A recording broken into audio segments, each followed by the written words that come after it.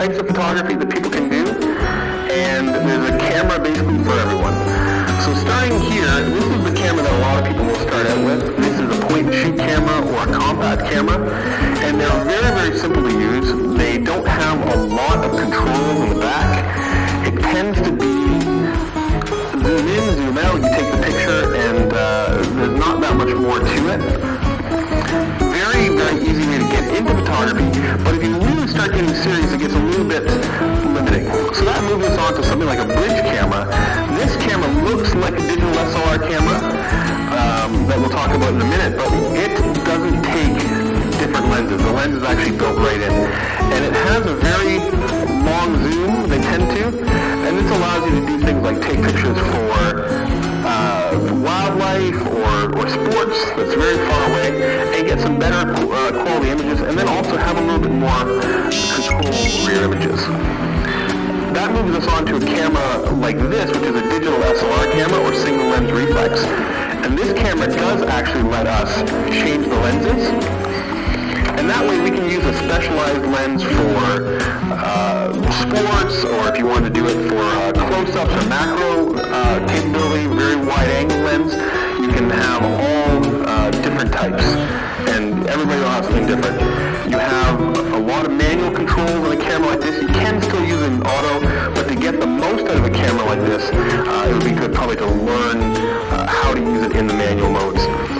And then lastly, I have a newer kind of camera on the market, and that's the mirrorless cameras.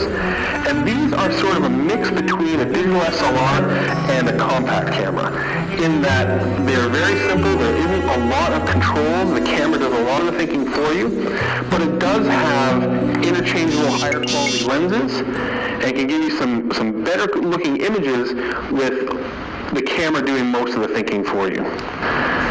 So that is just a quick overview of the different kinds of cameras that are available. And if you take a look at, if you think really about what you're trying to do, what you're trying to accomplish with your photography, there's probably a camera that's out there for you. For Shaw TV, I'm Kenneth Armstrong.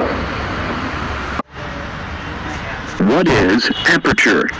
Perhaps the most influential parameter of photography, aperture plays an important role in composition and setting up a shot. Let's take a closer look. Simply put, aperture is the hole in the lens through which light travels into the camera body and onto the camera sensor. To understand, let's look at the human eye. All cameras are designed like human eyes.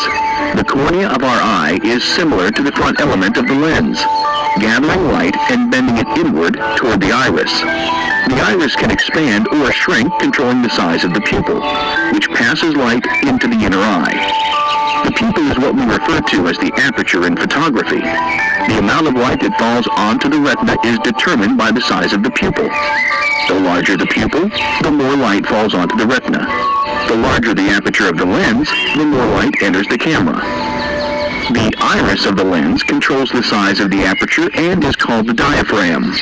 The diaphragm's function is to block all light, with the exception of the light that goes through the aperture. In photography, aperture is expressed in f-numbers, also known as f-stops. F-stops are a way of describing how open or closed the aperture is. The smaller the f-stop means a larger aperture, while a larger f-stop means a smaller aperture. This can be tricky to remember, since large f-stops mean small aperture sizes.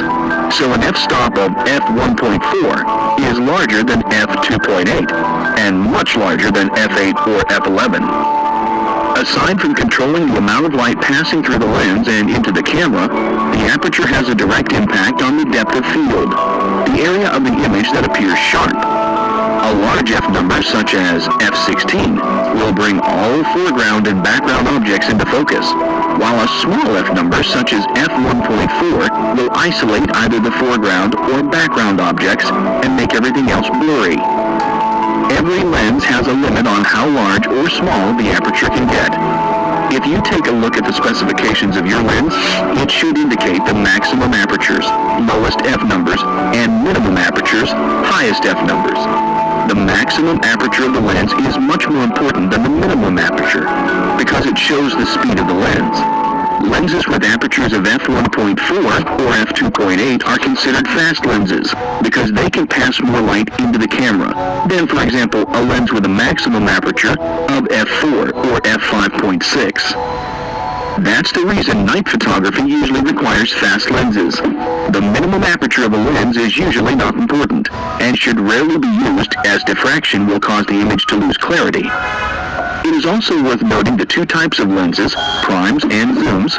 Prime lenses have a fixed focal length, meaning they cannot zoom without physically moving closer or further away from the subject. Zoom lenses give you the flexibility for you to zoom in or out of an object while remaining stationary. While prime lenses will have a fixed maximum aperture, the maximum aperture of a zoom lens will often get smaller as the focal length increases. These lenses are called variable aperture lenses. This is important because for a zoom lens with a focal length of 70 to 200 millimeters, the aperture may increase from f3.5 to f5.6, decreasing the amount of light entering the camera. Because aperture controls the amount of light entering the camera, it also affects other parameters such as ISO and shutter speed. A larger aperture or smaller f number will let more light into the camera, allowing you to use a faster shutter speed or lower ISO value. This is beneficial to eliminate motion blur and reduce the amount of noise that your camera will produce if its ISO gets bumped up.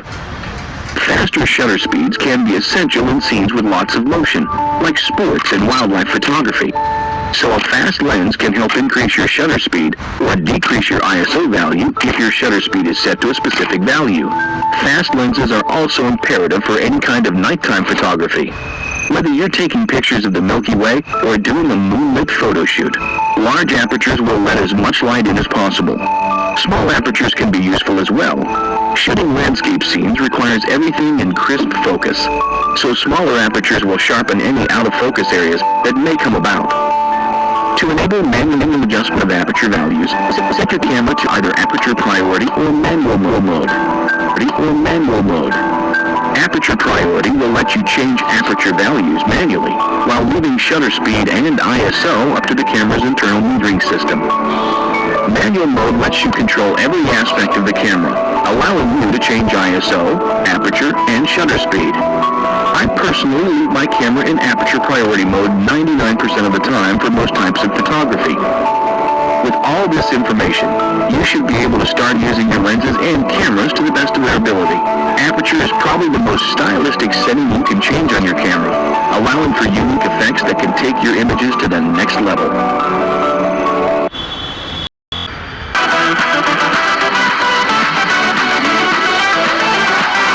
जैसा कि हम जानते हैं कि market में काफी तरीके के कैमरास अवेलेबल हैं, तो उनके फीचर्स की मदद से हम अपने हिसाब का कैमरा चूज कर सकते हैं। तो सबसे पहला कैमरा है DSLR cameras. DSLR short form है digital single lens reflex camera की। ये मार्केट में सबसे पॉपुलर कैमरा टाइप है और सारे प्रोफेशनल फोटोग्राफर्स DSLR कैमरा का इस्तेमाल करते हैं। और DSLR कैमरा कॉम्बिनेशन है डिजिटल इमेजिंग सेंसर और सिंगल लेंस रिफ्लेक्स कैमरा का। DSLR कैमरास डिटैचेबल लेंस के साथ आते हैं, जिसकी मदद से आप अपनी फोटोग्राफी टाइप के हिसाब से लेंस बदल सकते हैं। जैसा कि लैंडस्केप फोटोग्राफी के लिए आप वाइड लेंस का इस्तेमाल कर सकते हैं और वाइल्ड लाइफ फोटोग्राफी के लिए टेलीफोटो लेंस का इस्तेमाल कर सकते हैं। और आज के टाइम में कैमरा ज्यादा पॉपुलर इसलिए है क्योंकि आप DSLR की मदद से रॉ फॉर्मेट में फोटोज खींच सकते हैं और कई कैमरास की मदद से आप 4K रिकॉर्डिंग भी कर सकते हैं। कैनन और निकॉन दो सबसे पॉपुलर मैन्युफैक्चरर्स हैं DSLR कैमरा के, जिनमें आपको क्रॉप और फुल फ्रेम सेंसर के DSLR मिल जाएंगे। दूसरा है मिररलेस कैमरास। अगर आप DSLRs में से ऑप्टिकल व्यू फाइंडर हटा देते हैं तो आपको मिररलेस कैमरास मिलेंगे, जिसकी वजह से कैमरास काफी हल्के हो गए हैं और ऑप्टिकल व्यू फाइंडर हटाने की वजह से जो इमेज सेंसर पे बनती है वो आप डायरेक्टली अपने कैमरा के व्यू फाइंडर से देख सकते हैं।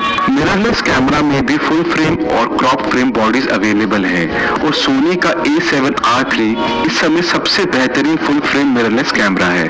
इन कैमरास में भी DSLR की तरह डिटैचेबल लेंस का फीचर है, लेकिन नई टेक्नोलॉजी होने की वजह से इनमें लेंसेज के ऑप्शन काफी कम हैं। लेकिन कैनन और निकॉन ने अडाप्टर्स निकाले हैं जिनकी मदद से आप DSLR के लेंसेज मिररलेस कैमरा में इस्तेमाल कर सकते हैं। और और इन कैमराज में भी आप रॉ फॉर्मेट फोटोज और 4K तक की वीडियो रिकॉर्डिंग कर सकते हैं। तीसरा है पॉइंट एंड शूट कैमराज। ये काफी बेसिक कैमराज होते हैं और इनमें ज्यादा फीचर्स नहीं होते। ये कैमराज बेस्ट है उन लोगों के लिए जो बिना किसी झंझट के अपनी वेकेशंस पे अपनी फैमिली की फोटो खींचना चाहते हैं। इन कैमराज में फिक्स लेंस होता है जिसकी वजह से आपको टेलीफोटो रेंज नहीं मिलती है और इन कैमराज में आप मैक्सिमम JPEG फॉर्मेट में ही फोटोज खींच सकते हैं। लेकिन इन कैमराज का सबसे बड़ा फायदा ये है कि ये बहुत ही कॉम्पैक्ट यानी कि छोटे होते हैं जिसकी वजह से इनको कैरी करना बहुत ही आसान हो जाता है। चौथा है ब्रिज कैमराज। जैसा कि आप नाम से समझ ही सकते हैं, ब्रिज कैमराज DSLR और पॉइंट एंड शूट का कॉम्बिनेशन है जिसमें आपको DSLR वाले बेसिक मैनुअल ऑप्शंस और लुक्स मिलती हैं, लेकिन पॉइंट एंड शूट कैमरा की तरह इसमें लेंस फिक्स रहता है। लेकिन कई ब्रिज कैमराज में आपको टेलीफोटो फोकल रेंज मिल जाती है जिसकी मदद से आप दूर के सब्जेक्ट को भी बड़े आराम से कैप्चर कर सकते हैं। और अगर आपके पास कम बजट है तो ये कैमरा वाइल्ड लाइफ और स्पोर्ट्स फोटोग्राफी के लिए काफी अच्छा ऑप्शन साबित हो सकता है क्योंकि इसमें आपको रॉ फॉर्मेट में भी फोटो शूट करने का ऑप्शन मिल जाता है। पांचवा है मीडियम फॉर्मेट कैमरा। पहले के समय में मीडियम फॉर्मेट कैमराज में 120 mm फिल्म का इस्तेमाल किया जाता था, लेकिन DSLR कैमराज ने इनको रिप्लेस कर दिया है। लेकिन आज भी फूजी और पेंटेक्स जैसी कंपनी अभी भी मीडियम फॉर्मेट कैमराज बनाती हैं। तो अगर आप एक्सट्रीम हाई क्वालिटी इमेज खींचना चाहते हो तो आप इस कैमरे को ले सकते हो और आज के टाइम में भी प्रोफेशनल फैशन फोटोग्राफर्स इसी कैमरे का इस्तेमाल करते हैं। लेकिन ये कैमराज काफी एक्सपेंसिव और बल्कि हैं एक DSLR के मुकाबले में। छठा है इंस्टेंट कैमराज। जैसा कि इस कैमरा के नाम से आप बता सकते हैं, इंस्टेंट कैमरा की मदद से आप फोटो कैमरा से ही डायरेक्ट प्रिंट कर सकते हैं। इन कैमराज को पोलारॉइड कॉर्पोरेशन ने सबसे पहले मार्केट में इंट्रोड्यूस किया था, इसलिए इन कैमरा को पोलारॉइड कैमरा के नाम से भी जाना जाता है। सातवां है digital cine cameras. Digital cine cameras high and cameras हैं जिसका ज्यादातर इस्तेमाल फिल्म इंडस्ट्री में फिल्म्स या डॉक्यूमेंट्रीज बनाने में किया जाता है। इन कैमराज में भी आपको इंटरचेंजेबल लेंस का ऑप्शन मिल जाता है। इन कैमराज का मेन पर्पस होता है वीडियो रिकॉर्डिंग करना और इन सारे कैमराज में आपको 4K या फिर उससे ऊपर के रेजोल्यूशन में शूट करने का ऑप्शन मिल जाता है। और इन कैमराज में सबसे ज्यादा पॉपुलर हैं black magic design URS A Mini Pro 4.6, Arri Alexa और Red Epic Dragon 6K। आठवां है एक्शन कैमरा। ये कैमराज अपने छोटे साइज होने की वजह से काफी पॉपुलर हैं क्योंकि इन कैमराज को ऐसी जगह पर माउंट किया जा सकता है जहां पर नॉर्मल कैमरा माउंट करना काफी मुश्किल या फिर इम्पॉसिबल हो जाता है। एक्शन कैमरा का इस्तेमाल आप फोटो खींचने, वीडियो रिकॉर्डिंग करने, टाइम लैप्स बनाने या फिर स्लो मोशन वीडियोस बनाने के लिए कर सकते हैं। और कैमरा हाउसिंग की मदद से आप अंडर वाटर भी काफी आसानी से शूट कर सकते हैं। और इनमें सबसे पॉपुलर मैन्युफैक्चरर्स हैं GoPro, Yei और SJ Cam। नौवां है 360 डिग्री कैमराज। आज के टाइम में 360 डिग्री कैमराज काफी ज्यादा पॉपुलर हैं और इनकी मदद से आप सिंगल क्लिक पे 360 डिग्री फोटोज ले सकते हैं और 360 डिग्री में वीडियोस भी बना सकते हैं, जैसा कि हम स्क्रीन पे देख सकते हैं। और सबसे फेमस 360 डिग्री कैमराज हैं GoPro Fusion, Insta360 One X और Ricoh Theta V। तो अब आप जान चुके हैं डिफरेंट टाइप ऑफ कैमराज के बारे में। तो इस वीडियो को लाइक करना ना भूलिएगा और शेयर कीजिएगा अपने फिल्मी फैमिली और फ्रेंड्स के साथ और इस चैनल को जरूर सब्सक्राइब कीजिएगा जो कि मोटिवेट करेगा मुझे ऑसम कंटेंट बनाने में आप लोगों के लिए। तो तब तक के लिए कुछ Working with a full frame or a crop sensor. If this video helps you out, remember to hit us up with a like button underneath and subscribe to our channel for future unboxing sessions and tutorials such as this. And don't forget, when in Miami, visit Digital Gorgeous showrooms. Now, we've all seen the millimeter designations on a lot of these lenses. This one, for example, says it's a 70 or 300 millimeter. What does that mean? Well, that means that it is a telephoto zoom, and when I put it onto a full-frame camera, like for example this very popular EOS 6D, it now gives you the same perspective that it says here. It's a telephoto lens. That means it's going to crop in on your subject matter optically, not digitally, and bring it much closer. Now, I can use that same lens on a crop sensor camera like this very popular EOS Rebel T6i. And when I mount this on here, it's also going to be a telephoto zoom, but it also has much more magnification due to the fact that this is a crop sensor camera. So in turn, it will be 1.6 times closer than the millimeters that it is indicated on there. So when you go to use a crop sensor camera, you always have to make sure that you have a lens that's appropriate for it. So for example, here's an example